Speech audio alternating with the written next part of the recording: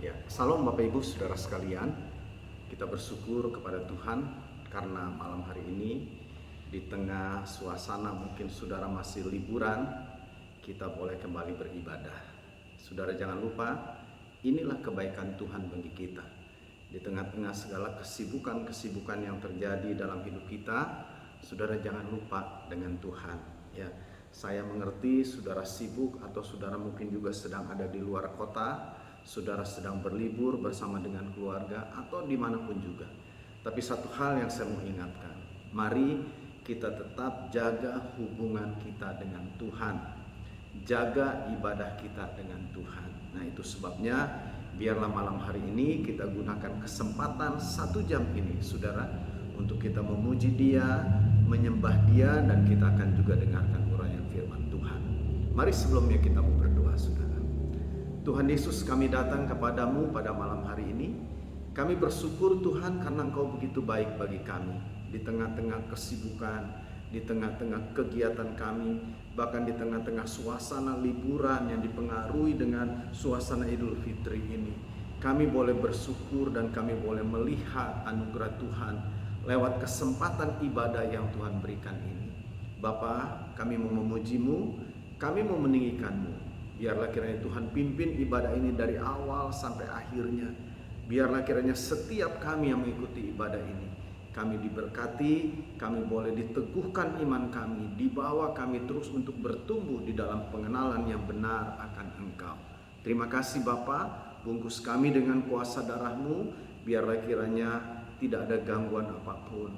Urapan Tuhan turun atas kami, hadirlah di tempat di mana kami beribadah saat ini. Terima kasih Tuhan. Terpujilah nama-Mu di dalam nama Yesus. Haleluya, haleluya. Amin, amin. Puji Tuhan. Saudara, mari kita mau memuji Tuhan sebelum sama-sama kita belajar firman Tuhan. Kau Bapa yang mengasihiku, kuasa-Mu memulihkanku. Hati yang baru Kau berikan untukku dapat melihat rencana-Mu indah bagiku. Kau ada di setiap jalanku. Hatiku haus dan lapar akan Engkau. Kaulah segalanya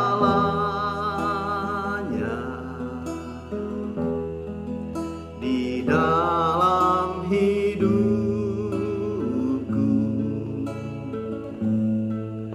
Kerajaan-Mu,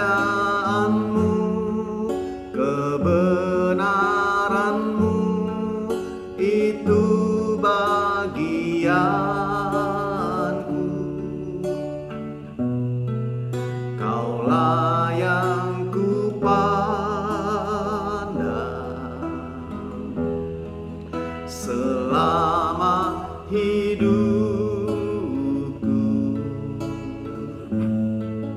Mengasihi-Mu, memuliakan Bapa dan Rajaku.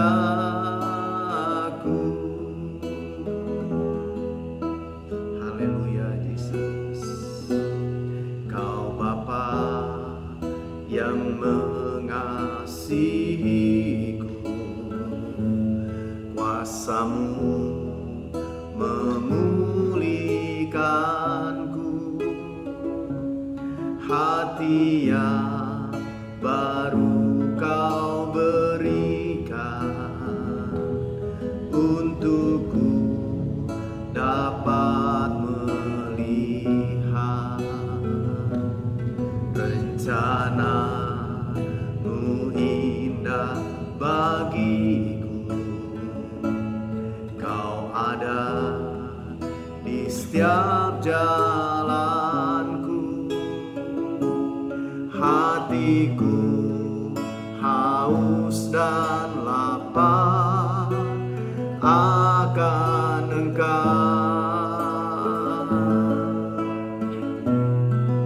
Kaulah segalanya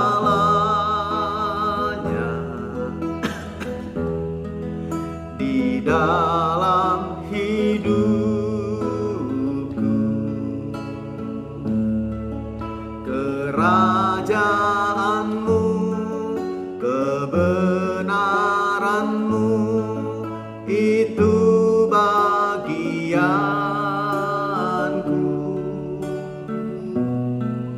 Kaulah yang kupandang selama hidupku. Mengasihimu, memuliakanmu, Bapa dan Rajaku.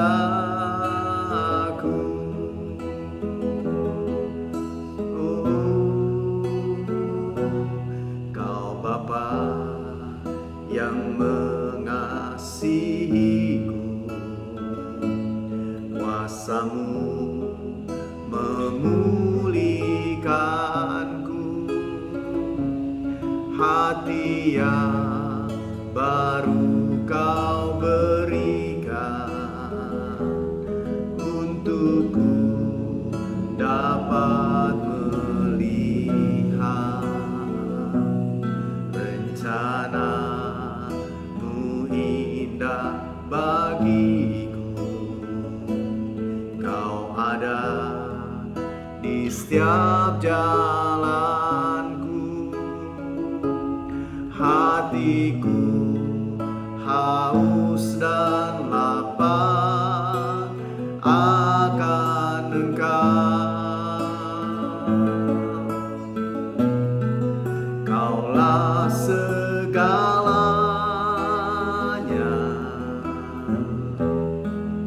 di dalam hidupku.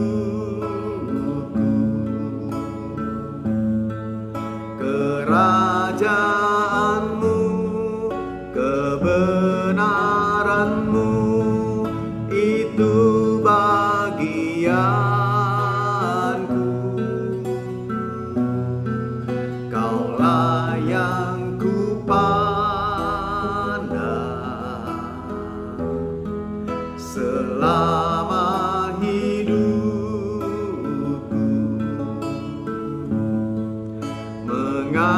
Mengasihimu, memuliakanmu, Bapa dan Rajaku. Katakan, Kaulah segalanya. Kaulah segalanya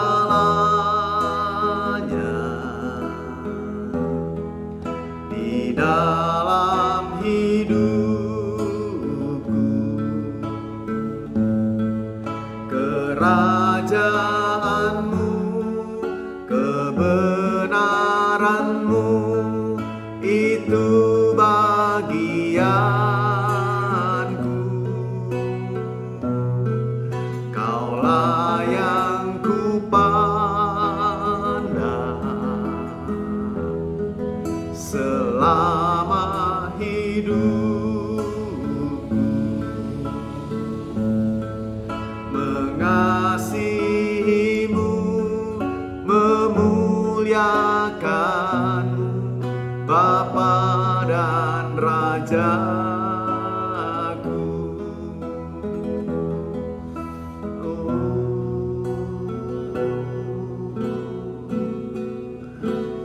Yesus, haleluya, haleluya, haleluya. Yesus, ku sembah Kau Tuhan, ku tinggikan Engkau Yesus. Haleluya, haleluya.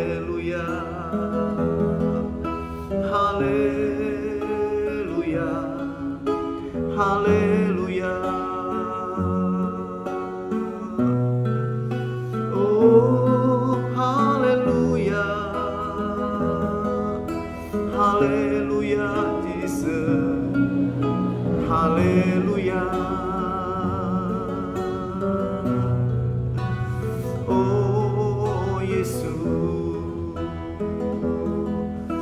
haleluya. Kami menyembah-Mu Bapa, kami menyembah-Mu Yesus, kami sanjung Engkau Roh Kudus. Haleluya, haleluya, haleluya, haleluya, haleluya. Yesus, haleluya.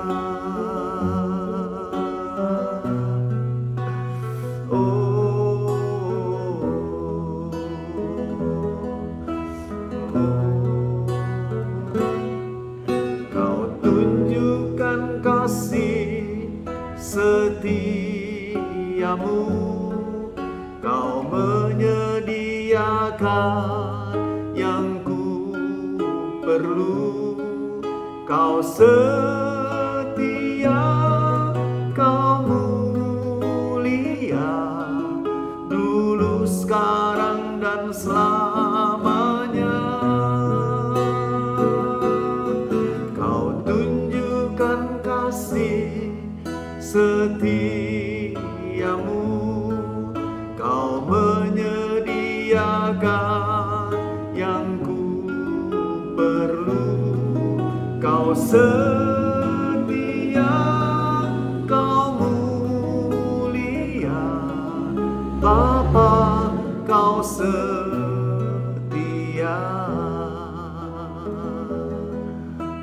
Haleluya.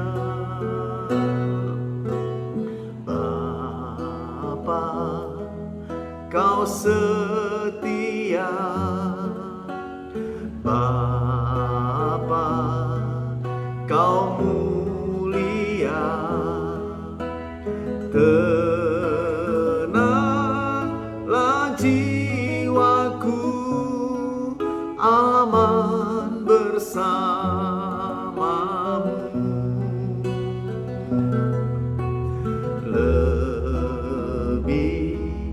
Dari harta, Kaulah segalanya. Tenanglah jiwaku dalam hadirat-Mu.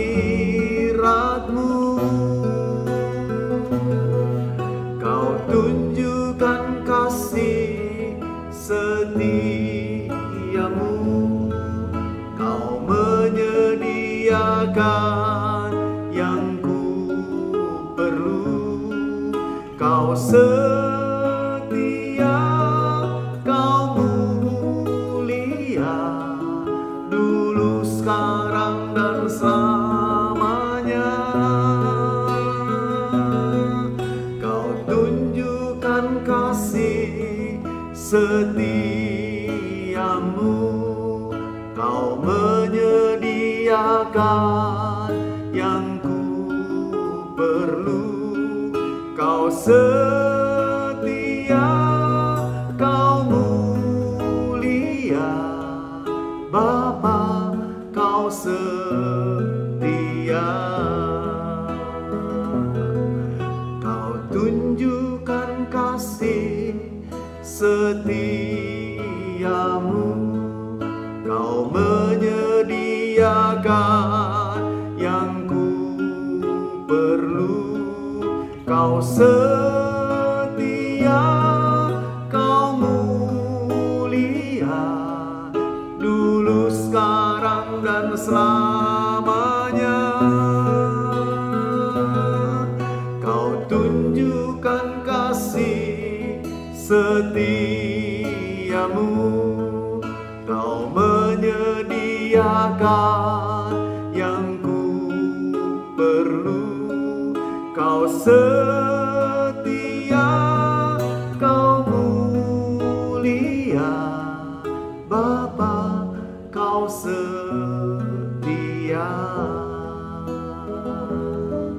Kau setia, Kau mulia,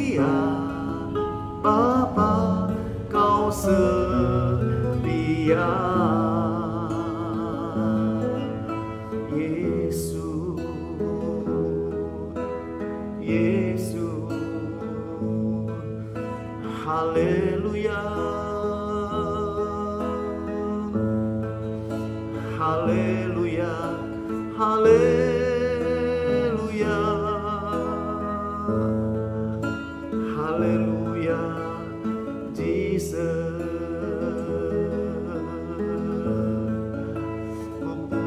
Kau Tuhan, ku sembah Kau Yesus. Haleluya, haleluya, haleluya, haleluya. Terima kasih Tuhan Yesus. Terima kasih Yesus.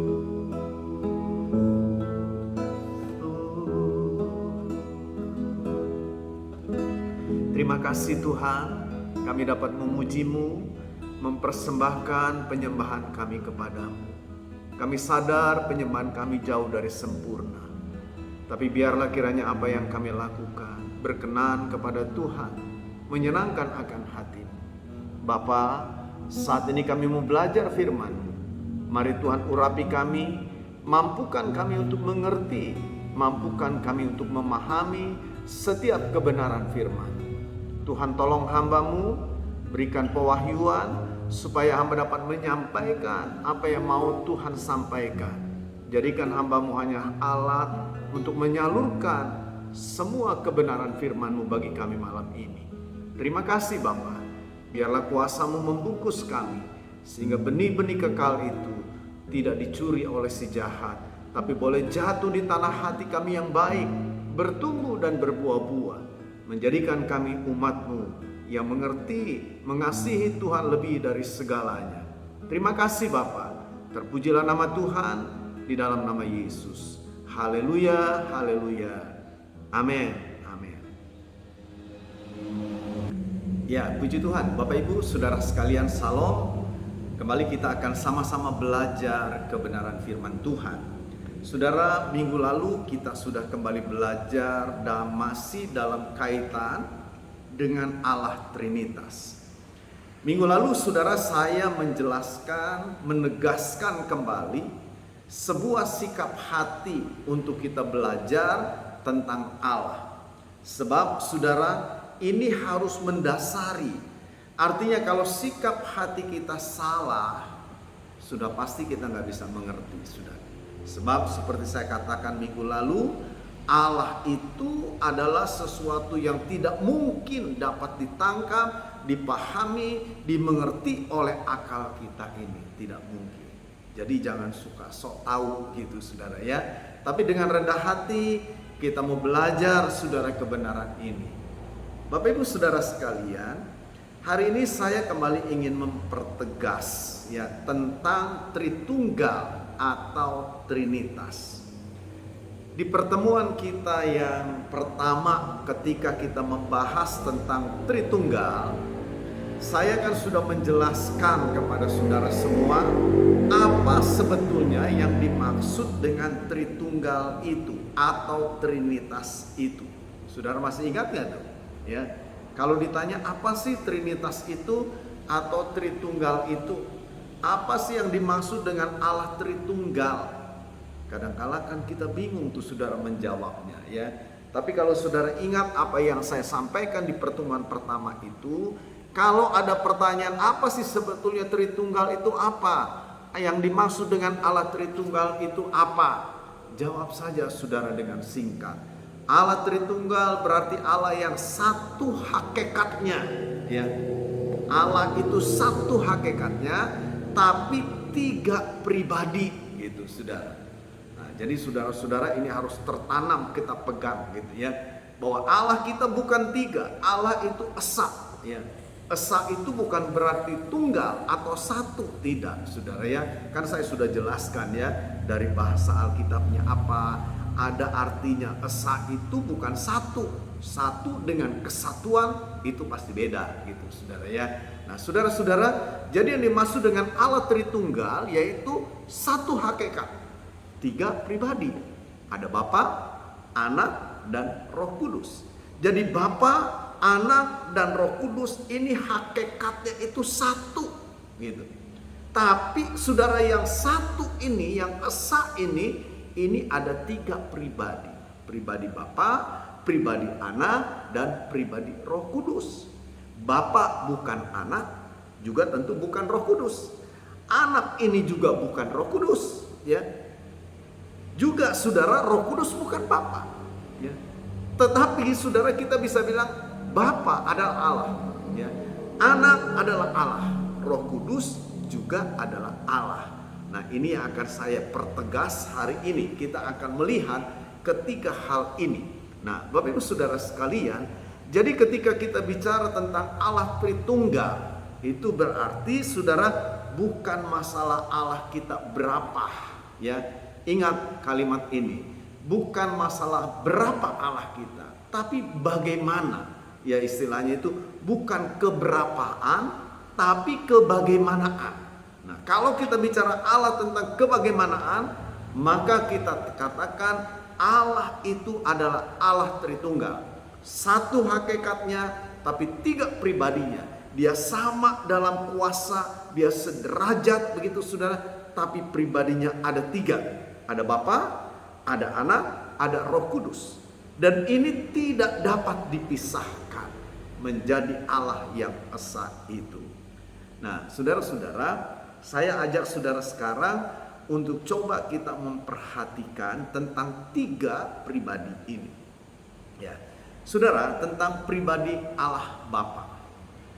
Saya sebetulnya ingin menampilkan, ya, saudara, hanya saya agak sedikit terlambat nih waktunya, dalam arti harusnya saya bisa coba setting bagaimana ini bisa menampil. Tapi rasanya agak susah, ya. Oke lah, saudara perhatikan saja, saudara simak saya baik-baik, ya, apa yang akan saya uraikan ini. Bahkan kalau boleh saudara mungkin siapkan ada alat tulis barangkali dengan mungkin buku atau kertas, saudara bisa catat poin-poin yang penting. Dan sekali lagi saya mau katakan, kalau ada hal-hal yang saudara tidak mengerti atau saudara bingung gitu, jangan sungkan, jangan segan untuk tanya, ya. WA sama saya pribadi, saudara tanya sama saya, apa maksudnya ini, apa pertanyaan saudara, begitu, ya. Baik, nah saudara-saudara, hari ini kita akan coba melihat tentang Bapa, tentang Anak, tentang Roh Kudus, ya. Jadi saya katakan tadi, inilah Allah Tritunggal, satu hakikat, 3 pribadi. Pribadinya apa saja? Pribadi yang pertama adalah pribadi Allah Bapa. Nah, saudara-saudara, kalau kita membaca dalam Alkitab, kita akan mendapatkan pribadi Allah Bapa itu, dia adalah pribadi sebagai pencipta, ya. Dia adalah pribadi sebagai pemelihara, penebus umatnya. Ada beberapa ayat yang ingin saya ajak saudara untuk kita periksa, kita coba pelajari. Mari yang pertama saudara buka kitab Efesus, ya. Efesus pasal yang ketiga, saudara lihat ayat 14, ayat 15. Bunyinya begini, itulah sebabnya aku sujud kepada Bapa, yang daripadanya semua turunan yang di dalam sorga dan di atas bumi menerima namanya. Nah, jadi saudara lihat, dari ayat ini kita dapat keterangan bahwa Bapa itu adalah sebagai pencipta. Bukan hanya sebagai pencipta, tapi kalau kita baca lebih lanjut di dalam kitab Yakobus pasal yang pertama, coba kita lihat saudara, ya. Yakobus 1 ayat yang ke-17 bunyinya begini, setiap pemberian yang baik dan setiap anugerah yang sempurna datangnya dari atas, diturunkan dari Bapa segala terang. Padanya tidak ada perturbahan atau bayangan karena pertukaran. Jadi kita lihat segala sesuatu yang baik itu, segala sesuatu yang sempurna itu, dibilang itu turunnya, datangnya dari Allah Bapa. Jadi dapat kita katakan pribadi Allah sebagai Bapa itu adalah pribadi yang sebagai pencipta, sebagai pemelihara. Bahkan kalau kita baca yang lebih jelas sekali saudara, dalam Kejadian 1 ayat 1 itu kan. Pada mulanya Allah menciptakan langit dan bumi gitu. Allah menciptakan langit dan bumi. Jadi pada mulanya itu adalah Bapa, pada mulanya itu adalah Allah. Dia adalah sebagai pribadi Allah Bapa, sebagai pencipta, sebagai pemelihara dan penebus umatnya. Yang kedua yang bisa kita lihat, saudara, sebagai pribadi Bapa, Allah Bapa ini, dia bukan hanya sebagai pencipta, pemelihara dan penebus, tapi juga dia sebagai Bapa bagi umat Israel khususnya, ya, yang memanggil umatnya gitu, sebagai Bapa bagi umat Israel yang memanggil umatnya untuk hidup dalam ketaatan. Jadi saudara, orang-orang Israel ini dipanggil oleh Bapa itu untuk menjadi umatnya, untuk hidup di dalam ketaatan, di dalam persekutuan sebagai Bapa mereka. Itu jelas, saudara-saudara bisa baca di sana dalam kitab Ulangan pasal 32. Coba kita lihat ayat itu ya, biar supaya lebih jelas nih saudara ya.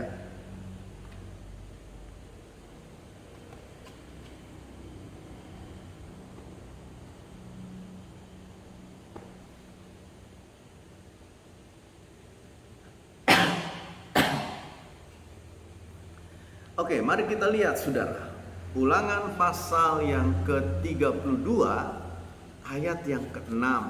Coba saudara perhatikan 32 ayat 6 ya. Bunyinya begini, saya bacakan bagi kita semua ya. 32 ayat 6 berbunyi, demikianlah engkau mengadakan pembalasan terhadap, dibilang Tuhan, hai bangsa yang bebal dan tidak bijaksana. Bukankah ia Bapamu yang menciptakan engkau, yang menjadikan dan menegakkan engkau? Nah, dari kalimat ini kita lihat saudara bahwa Allah itu sebagai Bapa, dikatakan di sana saudara, dia adalah Bapa yang menciptakan engkau. Nah, kalimat ini ditujukan kepada orang-orang Israel pada saat itu. Jadi saudara lihat, sebagai Bapa dia adalah pribadi yang memanggil umatnya untuk hidup dalam ketaatan, untuk hidup dalam persekutuan hubungan dengan Tuhan. Ini tidak boleh kita lupakan, saudara. Lalu kalau kita juga baca, saudara, yang ketiga, sebagai pribadi Bapa, dia sebagai Bapa bagi setiap orang. Tapi bagi setiap orang yang bagaimana? Bukan setiap orang titik gitu kan. Tapi bagi setiap orang yang percaya kepada Yesus Kristus yang telah menjadi anak-anak Allah secara rohani. Ingat Yohanes 1 ayat 12 ya. Itu jelas saudara bagaimana pernyataan di sana.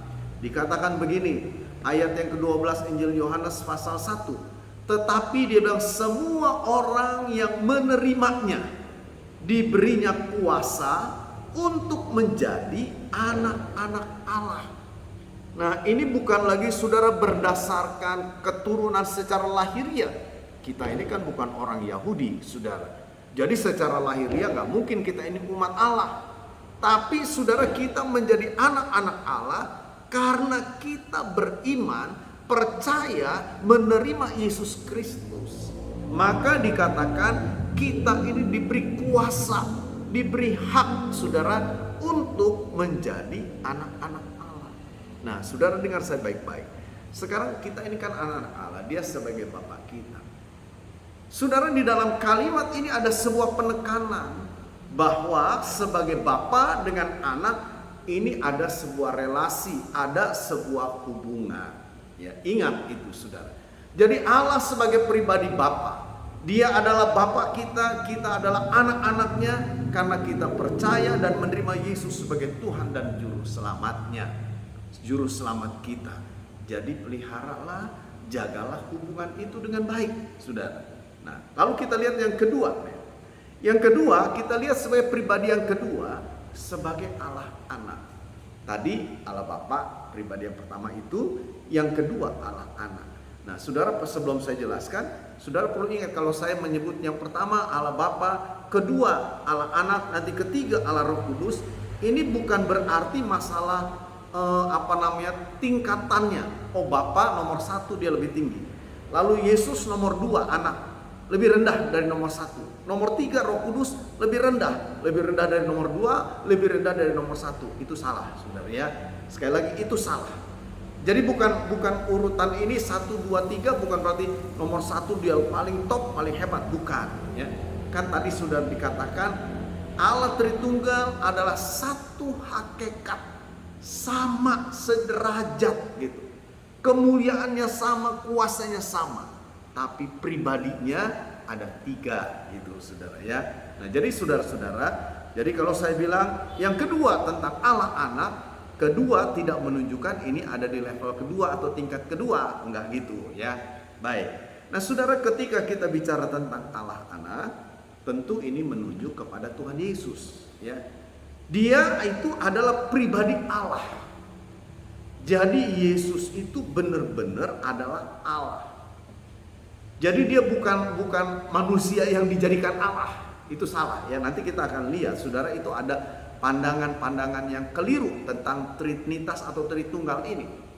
Tapi saudara, dia adalah benar-benar Allah. Kita bisa baca Yohanes 1 ayat 1. Pada mulanya adalah firman, dibilang. Firman itu bersama-sama dengan Allah. Firman itu adalah Allah.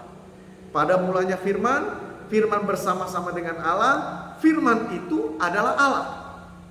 Jadi firman itu dibilang adalah Allah. Kalau saudara baca ayat 14-nya, firman itu menjelma menjadi manusia dan tinggal di antara kita, katanya. Nah, itulah Yesus. Jadi kalau kita lihat, kita tarik ke ayat 1-nya, kita lihat seluruh pasal itu, maka kita ngerti, oh, pada mulanya adalah firman, firman itu bersama-sama dengan Allah, firman itu adalah Allah. Ingat, firman itu adalah Allah, firman sama dengan Allah. Nah, ayat 14, firman yang adalah Allah ini sekarang menjadi manusia. Itulah Yesus. Nah, itu sebabnya saudara, pribadi anak ini adalah pribadi yang memang benar-benar sama, sederajat dengan pribadi Bapa. Mungkin saudara pikir, kenapa kok dia disebut anak ya? Saudara, Yesus disebut anak karena keberadaannya yang sama kekal. Sekali lagi nih, karena keberadaannya yang sama kekal dengan Bapa. Dan di dalam ketaatan yang sempurna, ia telah menjadi pelaksana rencana Allah dalam karya penyelamatan umat manusia. Jadi Bapa merancangkan, menciptakan, tadi memelihara, menebus. Anak, saudara, dibilang Allah Anak ini, dia sebagai pelaksana. Jadi di dalam ketaatan yang mutlak itu, dia melaksanakan seluruh rencana Allah dalam penyelamatan manusia. Itu Allah Anak, itulah Yesus. Di dalam kitab Galatia, saya membaca ayat ini. Pasal yang pertama, ayat 3 dan 4 berbunyi begini. Galatia pasal 1 ayat 3 dikatakan, kasih karunia menyertai kamu dan damai sejahtera dari Allah Bapa kita dan dari Tuhan Yesus Kristus, yang telah menyerahkan dirinya karena dosa-dosa kita untuk melepaskan kita dari dunia jahat yang sekarang ini menurut kehendak Allah dan Bapa kita. Baginya lah kemuliaan selama-lamanya. Amin. Jadi saudara lihat, kenapa Yesus disebut sebagai Allah Anak, disebut sebagai anak? Karena persoalannya dia sama kekalnya, sama kuasanya, sehakikat dengan Bapa. Dan dia adalah pribadi yang begitu taat, saudara. Karena ketaatannya, dia melaksanakan seluruh rancangan Allah, rencana Allah dalam penyelamatan manusia. Saudara-saudara, juga ketika kita bicara tentang Allah Anak, sebagai anak Allah, Yesus Kristus itu menyandang gelar ilahi yang sama dengan Bapa. Ini saudara nggak boleh salah di sini. Artinya saudara coba dengar baik-baik supaya saudara nggak salah ya. Jadi saudara, Yesus sebagai Allah Anak itu, dia menyandang sebuah gelar yang sama Sekali lagi saya tekankan, yang sama dengan Bapa. Jadi dia adalah Allah sejati yang menjelma menjadi manusia sejati. Namun saudara tetap memiliki hakikat ilahi yang sama dengan Bapa. Saudara-saudara perhatikan baik-baik. Jadi dia adalah pribadi Allah, saudara. Allah yang sejati itu menjelma menjadi manusia sejati. Jadi jangan saudara pikir kemanusiaan Yesus itu hanya sebuah hal yang sifatnya maya. Saudara tahu maya ya, sesungguhnya nggak ada gitu saudara. Tetapi dia benar-benar manusia sejati. Artinya memiliki tubuh fisik seperti kita. Dia juga ada rasa lapar gitu kan saudara. Kita pernah baca dalam Alkitab, dia makan, dia juga capek, dia pengen tidur gitu. Dia istirahat. Nah jadi saudara lihat, Allah yang sejati ini sekarang dia menjelma menjadi manusia sejati. Dan perlu saudara ingat, ketika Yesus dalam posisi sebagai manusia sejati, tetap dia memiliki hakikat yang ilahi sama dengan Bapa. Ya. Itu nggak boleh kita lupakan. Jadi saudara-saudara, dia adalah pribadi Allah yang menjelma menjadi manusia sejati, tetapi saudara tetap memiliki derajat, hakikat, esensi yang sama dengan Bapa itu. Ada banyak ayat yang bisa saya tunjukkan kepada saudara tentang pernyataan ini. Ya. Jadi saudara-saudara, jangan saudara pikir ketika Yesus jadi manusia ya sudah hilang tuh kealahannya. Tidak.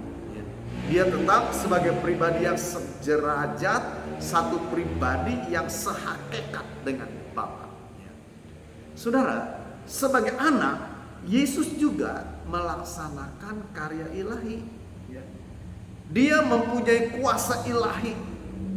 Apa yang bisa kita lihat yang menunjukkan dia punya kuasa ilahi?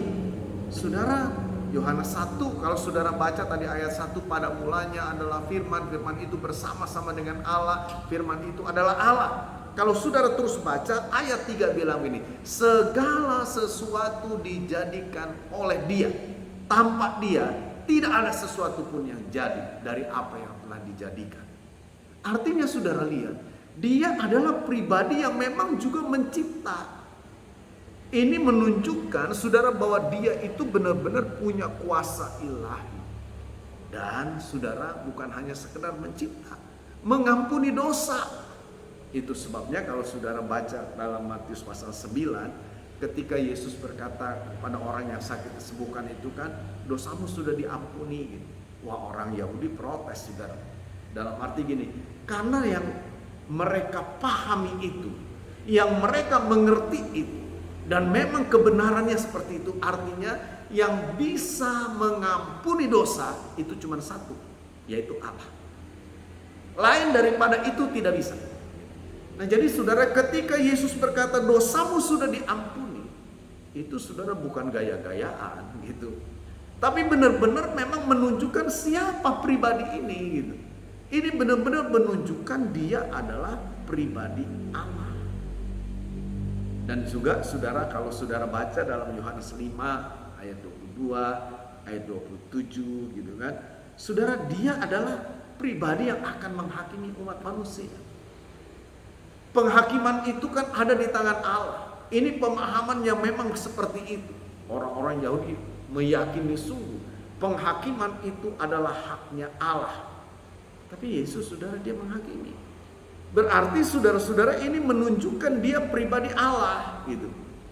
Dan Alkitab juga bilang Yesus adalah pribadi yang telah mengalahkan kuasa dosa dan kuasa maut. Jadi Bapak Ibu saudara sekalian, dari penjelasan-penjelasan ini jelas bagi kita, Yesus itu bukan manusia biasa seperti kita saja, tapi tetap saudara unsur ilahinya itu tetap melekat. Kenapa? Karena memang dia Allah, itu sebenarnya Allah yang menjelma menjadi manusia. Ya. Jadi bukan manusia yang dijadikan Allah, beda saudara ya. Tapi dia adalah Allah yang menjelma menjadi manusia. Saudara, lebih lanjut kalau kita pelajari dalam Alkitab, kita akan temukan bahwa Yesus itu sebagai Allah anak, karena memang memiliki sifat ilahi yang setara dengan Bapa, yang sama dengan Bapa. Saudara, Yohanes 17 ayat 5 umpamanya, coba kita lihat apa yang ditulis di sana oleh Yohanes, saudara. Pasal yang ke-17 ayat yang kelima. Bunyinya begini, saya bacakan ya. Dikatakan di dalam ayat yang kelima, oleh sebab itu ya Bapa, permuliakanlah aku padamu sendiri dengan kemuliaan yang kumiliki di hadiratmu sebelum dunia ada. Wah, ini kalimat sangat dalam sekali, saudara ya. Jadi saudara, kata-kata ini, kalimat-kalimat ini menunjukkan ini pribadi yang berbeda. Dia bukan manusia biasa. Dia pernah ngomong kepada orang-orang Israel bahwa sebelum Abraham itu ada, aku sudah ada. Wah, orang Israel bingung, saudara. Orang Israel bilang, umur kamu berapa gitu. 40 tahun juga belum ada. Abraham itu kapan gitu kan? Hidupnya barangkali pada waktu Yesus mengucapkan itu mungkin boleh dibilang 4.000 tahun yang lalu begitu, saudara. Ya 3.000, 4.000 tahun yang lalu. Tapi kok kamu berani berkata sebelum Abraham ada, aku sudah ada. Saudara, dari sini kita bisa mengerti, kita bisa memahami bahwa dia itu memang adalah Allah yang setara dengan Bapa. Dia bukan manusia yang sama seperti kita. Katakan, kita ada dari sejak kita lahir, katakanlah begitu. Dia tidak seperti itu. Saudara, kenapa? Karena memang dia adalah Allah. Ya. Jadi saudara, masih banyak ya hal-hal yang bisa saya tunjukkan sama saudara yang membuktikan bahwa Yesus itu adalah Allah. Dia memiliki sifat ilahi yang menunjukkan benar-benar setara dengan Allah. Kuasanya gitu ya, perkataannya itu benar-benar bukan perkataan manusia biasa, saudara, tapi menunjukkan perkataan Allah. Nah, jadi kita lihat Allah Bapa, Allah Anak, walaupun pribadinya berbeda, dapat dibedakan, tapi hakikatnya itu sama. Nah, sekarang bagaimana dengan yang ketiga nih, Allah Roh Kudus? Saudara, ada pandangan yang berkata bahwa Roh Kudus itu hanya sebuah kuasa atau pengaruh gitu. Orang-orang saksi Yehova, saudara, mereka berpandangan begitu. Roh Kudus itu bukan Allah. Roh Kudus itu hanya sebuah pengaruh, kuasa yang bisa mempengaruhi manusia. Kira-kira seperti itu. Tapi apakah memang benar begitu, saudara? Kita akan coba lihat yang ketiga tentang Allah Roh Kudus. Apakah Roh Kudus ini benar-benar merupakan satu pribadi yang dapat kita bilang pribadi Allah?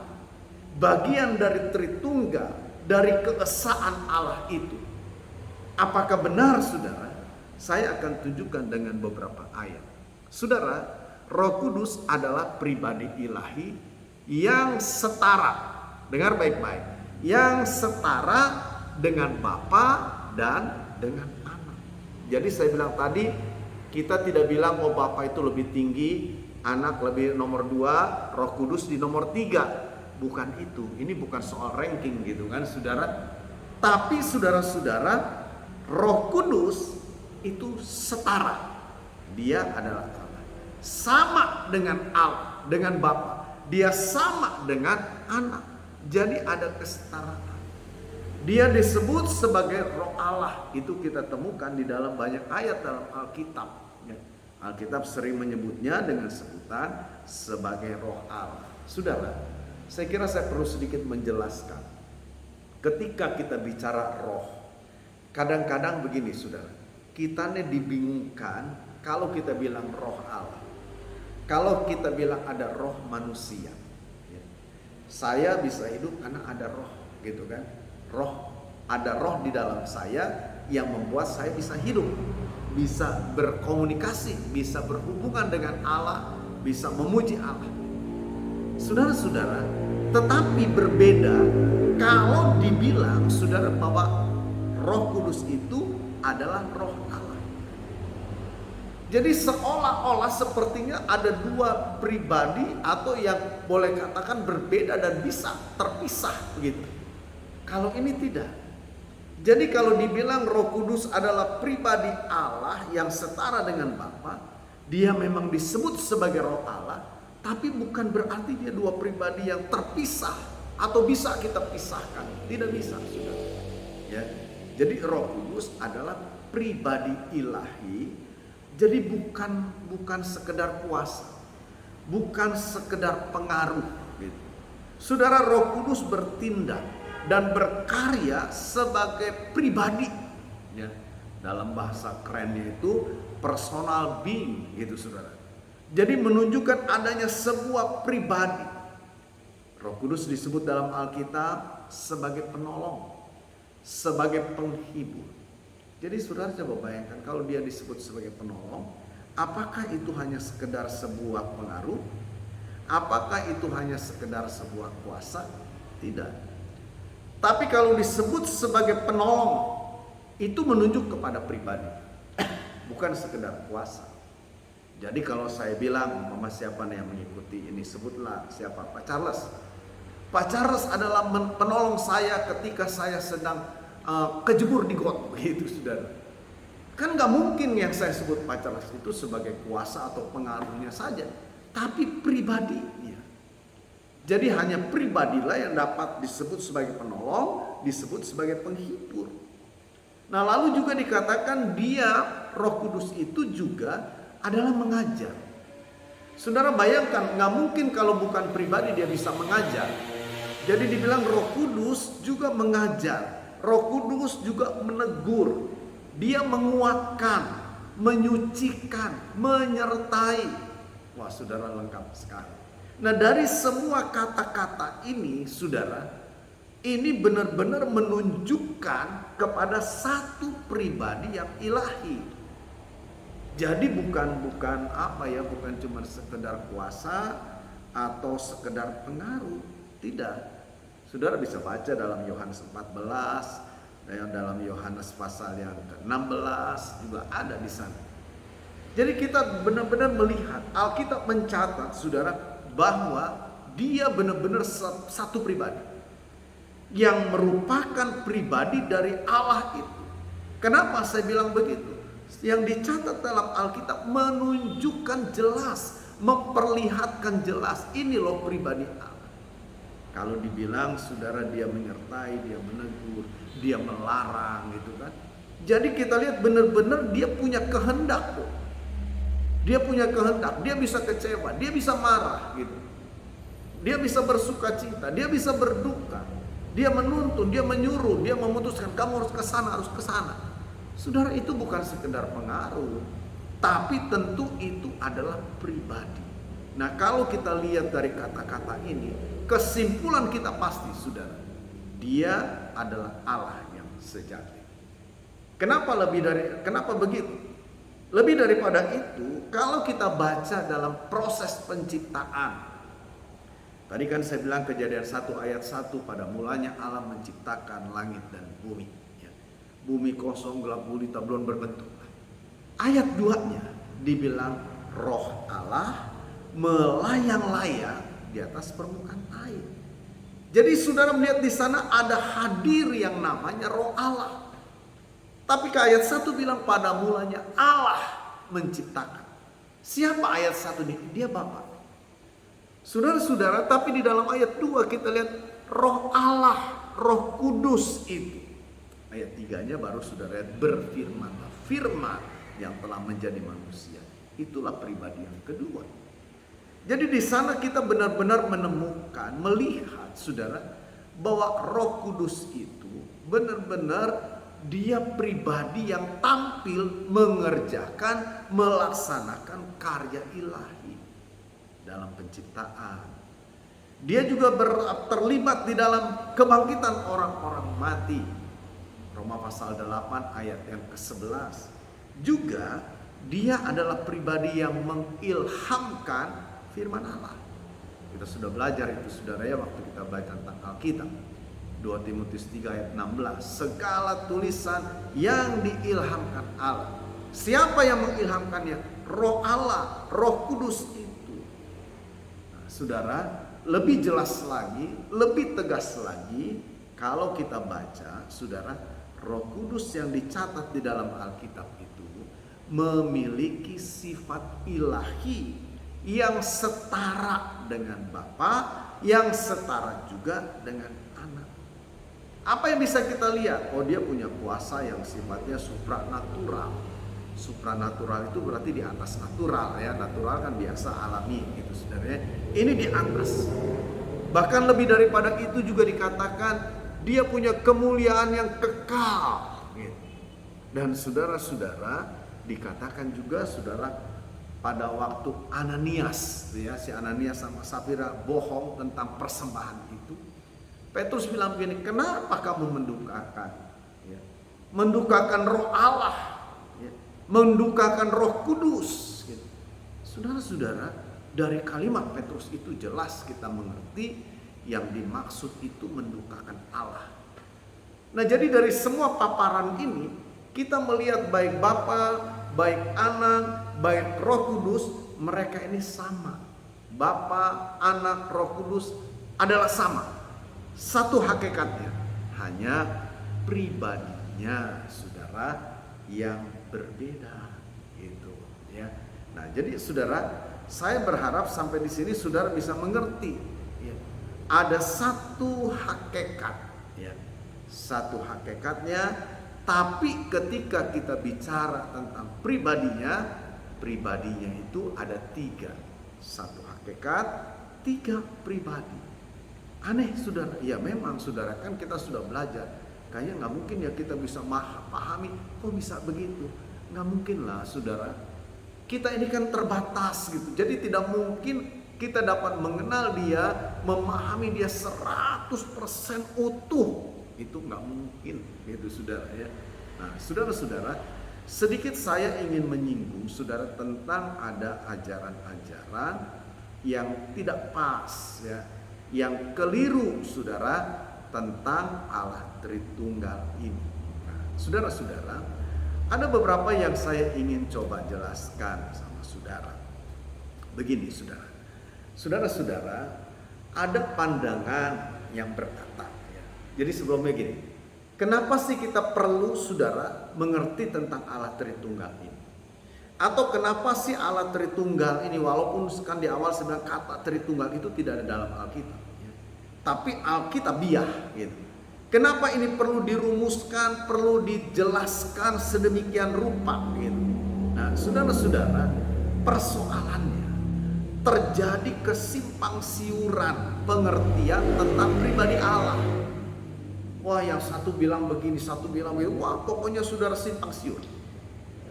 Tetapi saudara, ketika kita kembali kepada Alkitab, kita temukan gitu saudara tentang Allah, bahwa Allah itu esa, Allah itu esa di dalam kejamakan. Artinya saudara, dia Allah yang esa, tapi saudara di dalam kejamakan. Satu hakikatnya, tiga pribadi. Jadi ini penting untuk kita pahami karena terjadi kesimpang siuran. Yang kedua, selain kesimpang siuran, timbulnya ajaran-ajaran sesat gitu saudara ya. Ada ajaran-ajaran sesat. Nanti saya akan coba singgung, kalau tidak keburu ya nanti minggu depan lah gitu ya.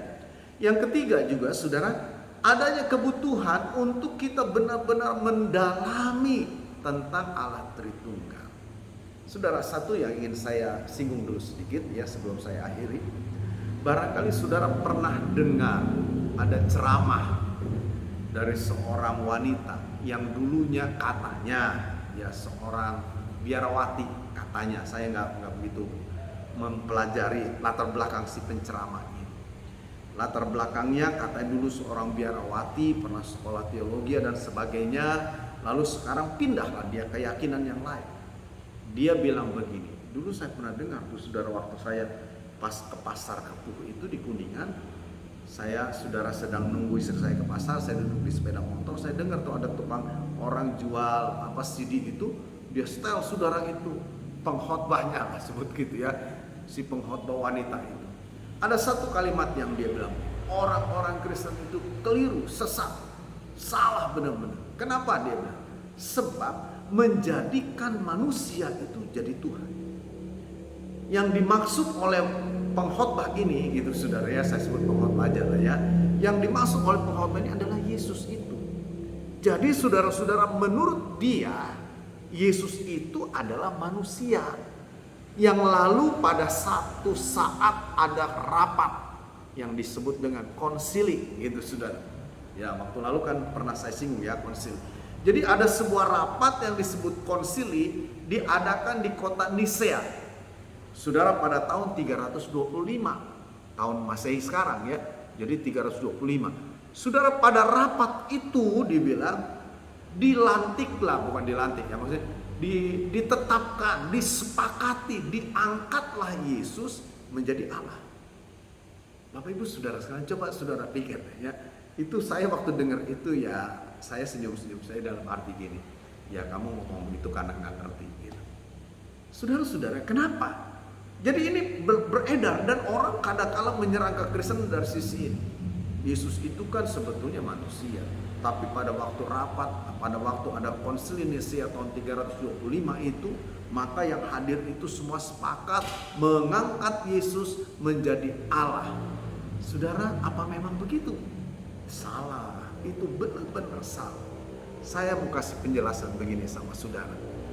Satu hari saya pernah melayani ada di daerah NTT di Sumba, saudara, Sumba Timur. Saudara, itu kan saya datang dengan beberapa teman. Jadi pada hari Minggu itu saya tetap ke gereja yang sini, teman ke gereja yang lain gitu ya.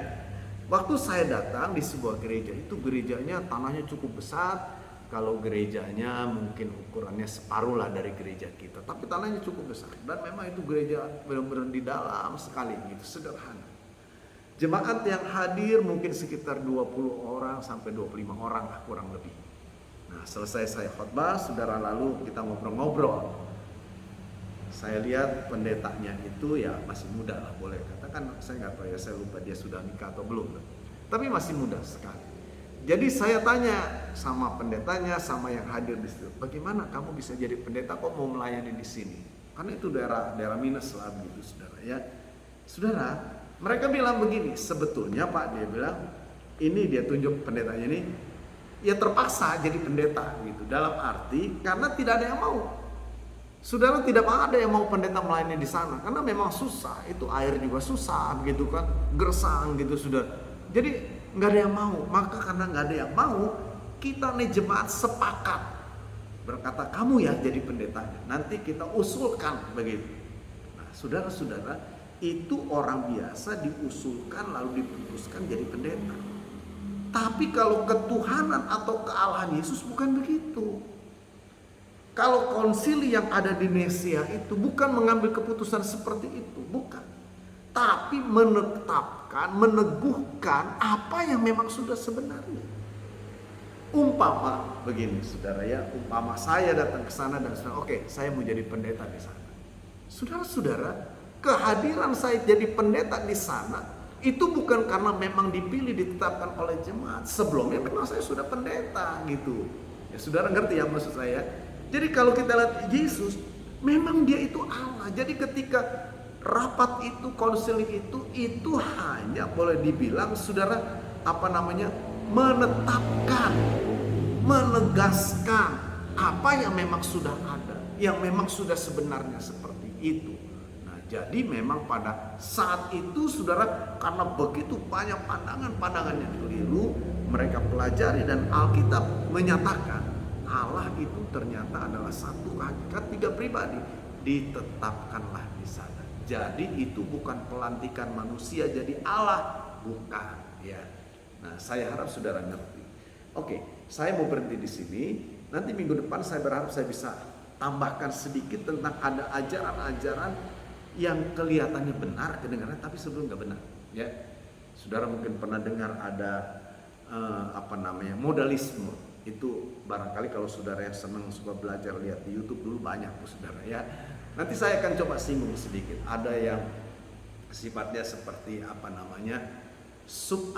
jadi subordinasi gitu saudara. Nanti saya akan jelaskan itu ya.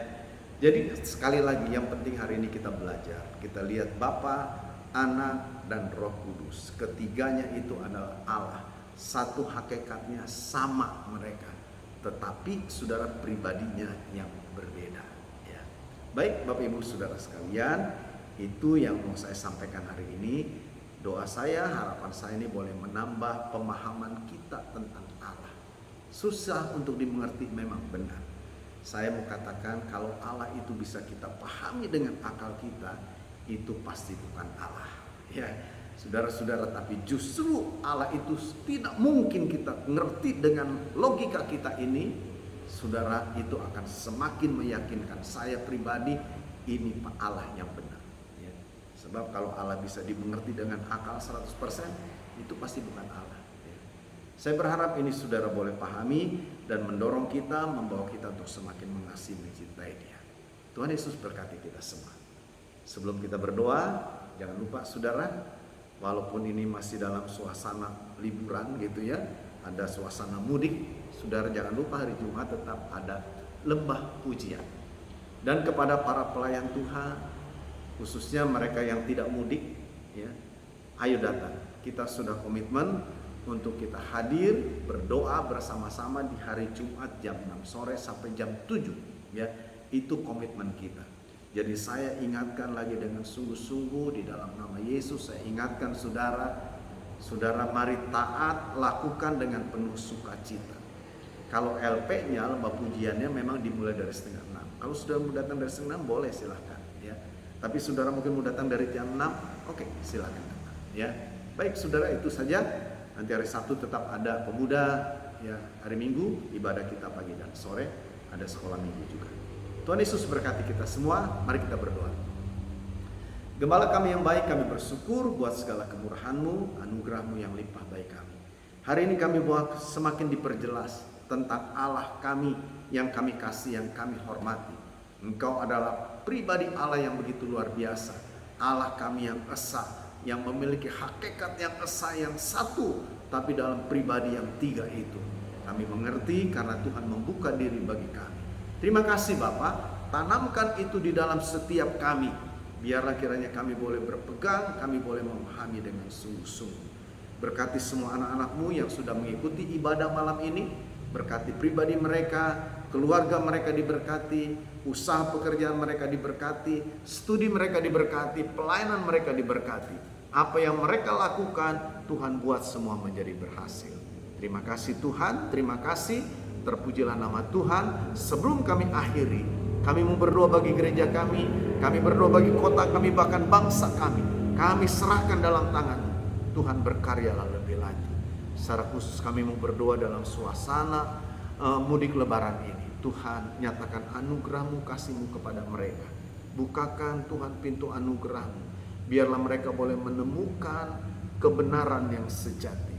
Biarlah mereka boleh menemukan keselamatan yang sejati. Tuhan, nyatakan ini Tuhan. Kami mohon kepada-Mu.